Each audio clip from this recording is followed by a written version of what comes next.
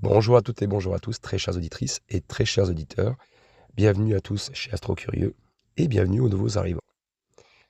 Alors avant de commencer l'épisode numéro 22 sur la playlist des trous noirs pour les nuls, je tenais quand même à tous vous remercier pour votre participation pour les quiz sur la playlist des trous noirs et de votre interactivité aussi sur la chaîne et dans la communauté. Donc commençons sans plus attendre l'épisode numéro 22 avec son quiz bien sûr que vous aurez par la suite. Donc il n'en restera plus que 6 ou 5, on va voir. Mais en tout cas, vous inquiétez pas, je vous préviendrai au moment où ça sera le dernier épisode. Allez, commençons sans plus attendre l'épisode numéro 22. Et je tenais aussi à m'excuser pour la voix que j'ai actuellement, je suis un petit peu malade, et donc j'ai une voix qui est un peu grave et qui résonne pas mal. Et donc voilà, je fais des efforts, mais je vous prie donc de m'excuser par avance si je peux avoir une voix qui peut être quelque peu désagréable pour certains. Allez, bon épisode à tous.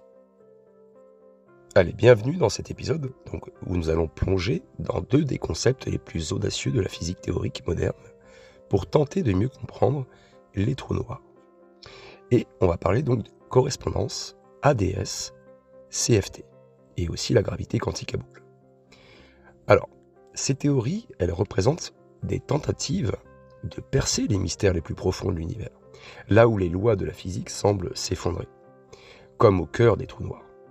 Donc on va explorer un petit peu comment elles abordent des questions fondamentales, telles que la structure de l'espace-temps, le paradoxe de l'information, et les possibles solutions aux énigmes quantiques. Ne vous inquiétez pas, l'épisode n'est pas compliqué. Commençons par la correspondance ADS-CFT. Elle a été introduite en 1997 par le physicien théoricien Juan Maldacena, et cette théorie, elle a révolutionné donc notre manière de concevoir les relations entre la mécanique quantique et la gravité. Donc ADS-CFT, cela signifie en fait anti-de Sitter, conformal field theory. Dans un espace-temps courbé, donc qu'on appelle l'espace anti-de Sitter, cette correspondance suggère qu'il existe en fait un lien entre une théorie gravitationnelle dans cet espace-temps et une théorie des champs quantiques qui est définie sur la frontière de cet espace.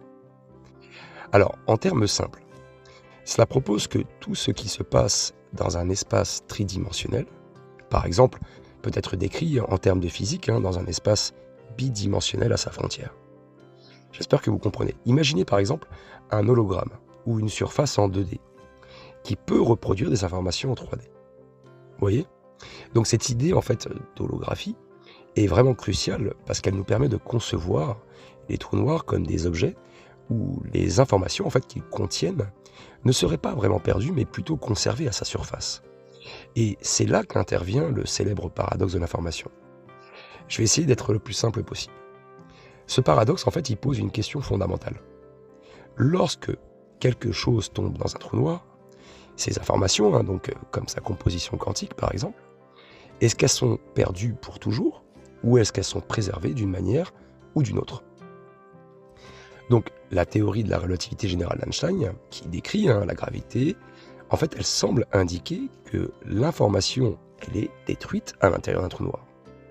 Mais la mécanique quantique, avec ses principes d'inviolabilité de l'information, s'oppose en fait à cette idée. Selon la mécanique quantique, bien sûr, l'information est préservée, comme je vous l'ai déjà dit. Donc la correspondance ADS-CFT, elle pourrait fournir une réponse en montrant, en fait, et en expliquant que les informations pourraient être stockées à la surface d'un trou noir, comme dans un hologramme. Donc ça signifierait que même si on ne peut pas observer en fait l'intérieur du trou noir, eh bien l'information n'est pas réellement perdue parce qu'elle est plutôt répartie en surface. Et donc peut-être qu'avec des moyens technologiques très avancés, on pourrait effectivement transcrire ce code 2D d'holographie 3D et donc ou en 4D et permettre en fait finalement de visualiser ce que le trou noir a mangé quoi, entre guillemets. Mais bon, cette vision, bien qu'elle est séduisante, elle ne couvre pas toutes les interrogations. La correspondance ADS-CFT, elle suppose que un espace anti-de Sitter, alors que notre univers semble être de type de Sitter, en expansion, donc il y a des limitations en fait. Et la recherche pour appliquer cette théorie à notre propre cosmos en fait, hein, reste vraiment en cours encore pour l'instant. Passons maintenant, si vous le voulez bien, à la gravité quantique à boucle. Donc, contrairement à l'ADS-CFT, qui établit une correspondance entre des théories, la gravité quantique à boucle tente de quantifier directement l'espace-temps. En fait, elle émerge du désir d'unifier la relativité générale avec la mécanique quantique, sans recourir aux dimensions supplémentaires qui sont postulées par la théorie des cordes. Bon, en gravité quantique à boucle, l'espace n'est pas continu. En fait, il est constitué de petites unités discrètes qu'on appelle des quanta de volume. Alors ces quanta, ils forment une structure semblable à un réseau de boucles microscopiques, d'où le nom de la théorie, quoi, en fait. Donc quand on applique cette approche au trou noir, la gravité quantique à boucle, elle suggère que la singularité centrale, vous voyez, du trou noir, où la densité et la courbure de l'espace-temps sont infinies, théoriquement, selon la relativité générale, eh bien, ne pourrait ne pas exister. Alors j'ai un peu de mal, je vous prie de m'excuser, je suis un peu malade. Au lieu de cela, en fait, la matière qui s'effondre dans un trou noir, elle pourrait donc atteindre un point de densité maximum, donc avant de rebondir, entre guillemets. Donc imaginez genre une sorte de trampoline cosmique. Au lieu de s'effondrer indéfiniment, en fait, eh bien, la matière, elle subirait une pression extrême avant de rebondir vers l'extérieur. Et donc, ce rebond quantique pourrait potentiellement expliquer les fameux jets relativistes que je vous parle, les jets de matière qui sont observés dans certains types de trous noirs. Pas tous, attention, certains types de trous noirs. Ou même d'ailleurs offrir une solution au Big Bang. Et ça envisagerait donc notre univers comme le produit d'un rebond quantique. Alors bon, ces deux théories, elles posent également des questions fascinantes sur la nature même de la réalité.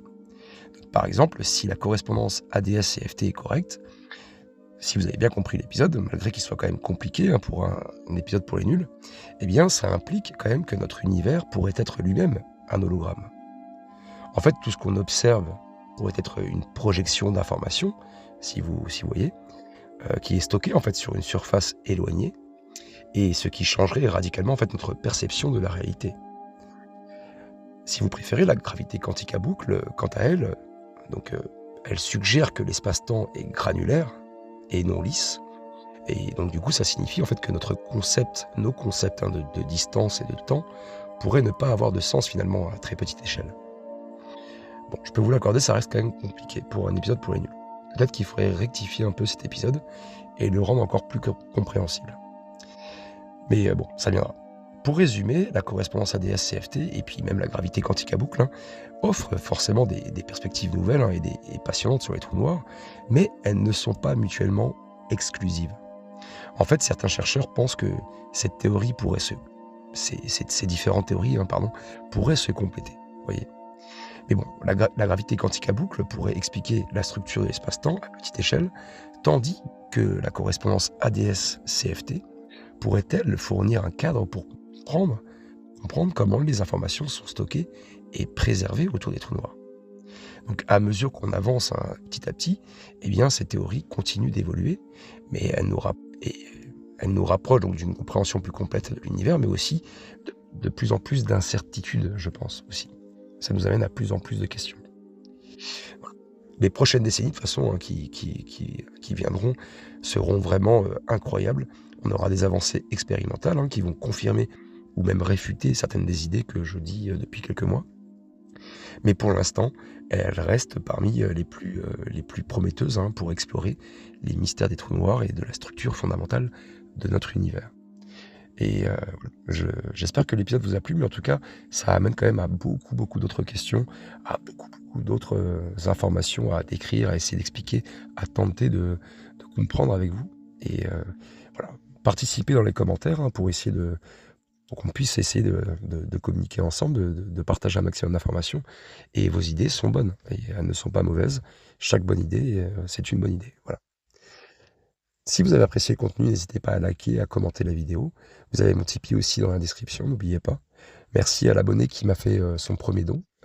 Grâce à lui, j'ai pu mettre un peu d'argent de côté pour acheter mon premier micro.